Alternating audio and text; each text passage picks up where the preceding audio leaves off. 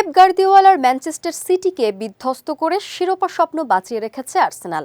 আশা ছিল man city ও আর্সেনালের high voltage ম্যাচটি হবে সমানে সমানে, কিন্তু সবাইকে অবাক করে ম্যান সিটিকে একরকম উড়িয়ে দিয়েছে আর্সেনাল। গতকাল এমিরেটস স্টেডিয়ামে প্রিমিয়ার লিগের ম্যাচে টানা 4বারের চ্যাম্পিয়ন সিটিকে 5-1 গোলে হারিয়েছে মিকেল আর্তেতার দল।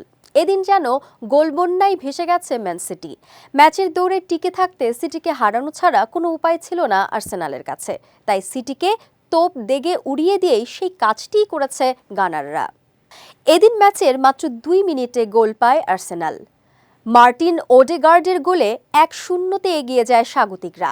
ম্যাচের 55 মিনিটে আর্লিন হল্যান্ডের গোলে 1-1 সমতায় ফেরে ম্যান সিটি।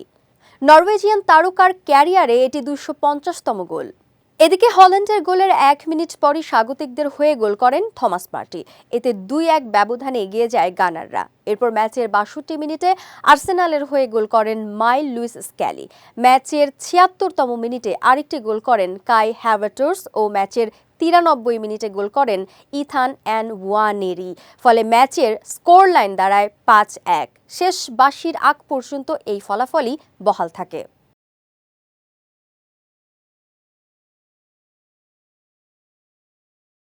এদিকে প্রায় 17 বছরের মধ্যে এই প্রথম প্রিমিয়ার লিগের কোনো অ্যাওয়ে ম্যাচে 5 গোল হজম করেছে সিটি।